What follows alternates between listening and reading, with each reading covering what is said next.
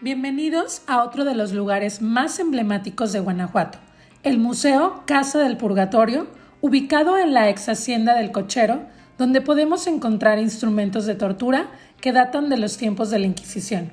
Conozcamos más sobre esta faceta de la historia siguiendo el recorrido dentro de este museo. Vamos a verlo. Mi nombre es Adriana y voy a ser su guía en este recorrido. Cualquier duda o pregunta que tengan pueden hacerla con toda confianza. También pueden tomar las fotografías o videos que gusten. Esta hacienda data del siglo XVII, fue utilizada como una hacienda de ensayo. Se mandó construir por órdenes del Marqués de Rayas. También se cree que en el siglo XVIII funcionó como una cárcel clandestina de la Santa Inquisición. Hasta el año de 1954 la propiedad la adquiere un señor llamado Manuel Valenzuela. Él descubre, entre muchas cosas, un panteón de la época de la Reforma, que es el que tenemos de este lado. Acompáñenme, por favor.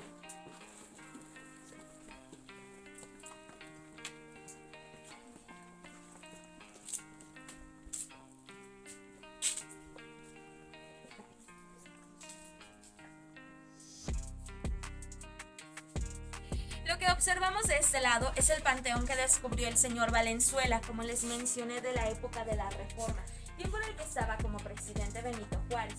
Aquí se encontraron 19 cuerpos, los cuales fueron exhumados y llevados al panteón municipal, a la fosa común, pero las lápidas que observamos son genuinas, son las que se encontraron en el lugar. El señor Valenzuela también descubre que los muros de la hacienda estaban huecos. Él inicia excavaciones en busca de un tesoro, pero lo que encuentra es una galera subterránea en la que había agua, lodo, restos de herrajes y restos humanos.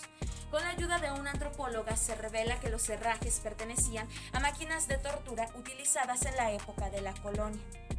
Continuamos de este lado, por favor.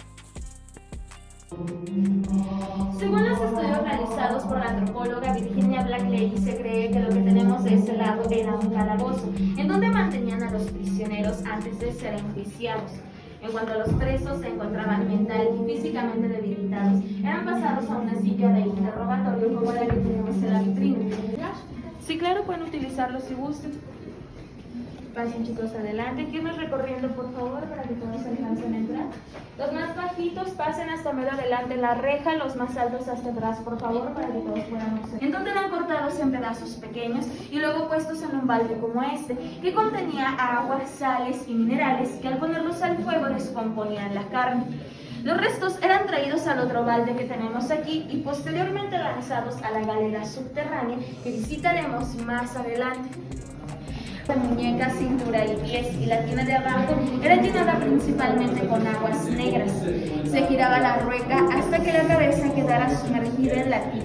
Lo dejaban ahí durante varios segundos y lo volvían a sacar para continuar con el interrogatorio. El proceso se repetía hasta que confesaran. Esto hacía que incluso confesaran crímenes no cometidos. Tipos de cinturones de castidad. Estos eran utilizados para preservar la fidelidad y virginidad de las mujeres en aquella época. Aquí tenemos otro tipo de cinturón, pero este era utilizado en los presos. Se les colocaba en la cintura y los cuidadores controlaban sus movimientos tirando de la cadena. Al centro tenemos el tornillo o el aplastacabezas. La barbilla se recargaba en la base y el casquete se incrustaba en la coronilla. Al girar el tornillo inicialmente se rompían la mandíbula y la dentadura. Si la presión era demasiada, el cerebro salía por las cuencas oculares. En la parte de arriba tenemos 1, 2 y 3 máscaras de infamia o de vergüenza. Estas máscaras eran utilizadas en criminales menores y los exhibían públicamente para que fueran objeto de burlas. Aquí en la parte de abajo tenemos una pequeña guillotina. Esta era utilizada también para castigar crímenes menores. Era para cortar dedos, manos o pies. Y de este lado tenemos el babero de hierro. Este se colocaba en el cuello de los presos y el cuadro era introducido en la boca para evitar que gritaran durante la tortura. Vamos avanzando a la famosa guillotina que la mayoría de nosotros ya conocemos. La guillotina nunca fue utilizada aquí en México, fue traída para la exposición. La navaja era dejada caer sobre el cuello de la víctima, haciendo un corte limpio de la cabeza. El corte era tan limpio que se ha comprobado científicamente que la cabeza quedaba con conciencia a unos 5 o 10 segundos después de haber sido degollada. Presentaba movimientos involuntarios como parpadeo de ojos que abrían y cerraban la boca.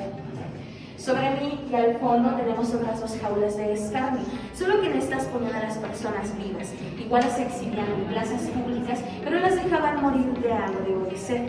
A su parecer, ¿cuál jaula es más cómoda? ¿Esta o la del fondo? Antonio de Miera, el encargado de dirigir la tortura en la hacienda. Y de ese lado tenemos la pintura de quien fue el Marqués de Rayas. A él también le otorgaron un cargo eclesiástico, pero él jamás lo ejerció, por lo que no tuvo nada que ver con la Inquisición aquí en Guanajuato.